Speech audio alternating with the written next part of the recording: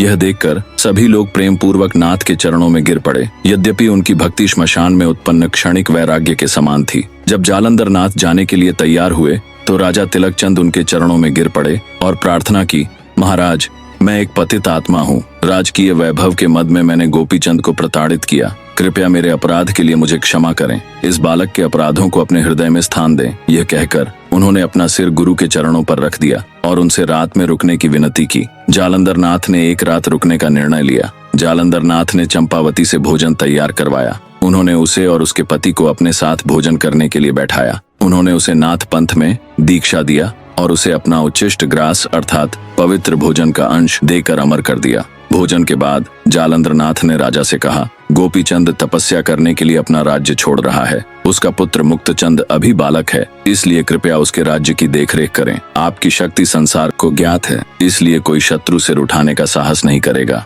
मैं भी यहाँ 6 महीने रहकर व्यवस्था सुनिश्चित करूंगा, लेकिन उससे अधिक नहीं रह सकता। इसलिए आपको उसे हर आवश्यक सहायता प्रदान करनी होगी और उसके हितों की रक्षा करनी होगी।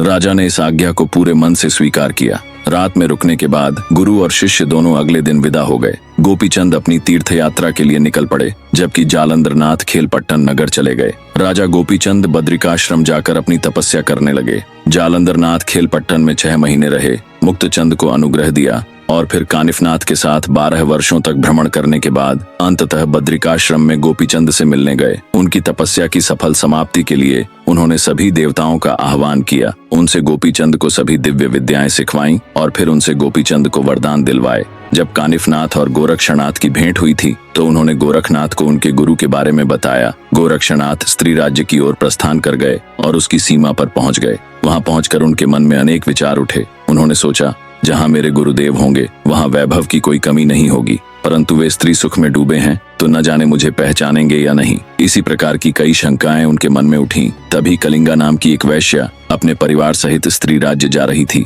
वह अत्यंत रूपवती थी और नृत्य गायन में इतनी निपुण थी कि अप्सराएं और गंधर्व भी उससे लज्जित हो जाते। उसकी भेंट गोरक्षनाथ से मार्ग में हुई। गोरक्षनाथ ने उससे नाम, गांव और गंतव्य पूछा। कलिंगा बोली, मेरा नाम कलिंगा है, मैं स्त्री राज्य जा रही हूँ। वहां मैनाकिनी नाम की स्त्री शासन करती है। मैं अपनी नृत्य और गायन कला से उसे वश में करूंगी। यदि वह प्रसन्न हो गई तो मुझे बहुत धन मिलेगा। यह सुनकर गोरक्षनाथ ने सोचा, यदि मैं इसके साथ रहूं तो राजमहल तक पहुंच सकता हूं और साथ ही अपने गुरु मच्छिंद्रनाथ का पता भी लग जाएगा। तब उन्होंने कलिंगा से कहा, मुझे साथ चलने का अवसर दो और मुझे भी कुछ ज्ञान दो। कलिंगा ने पूछा, आपके अंदर कौन सा गुण है? गोरक्षनाथ बोले, मुझे गाना आता है और मृदंग भी बजा सकता हूँ। तब कलिंगा ने कहा, पहले अपना गुण यहाँ दिखाओ। जुड़े रहना दोस्तों, अगली कथा और भी मजेदार होने वाली है।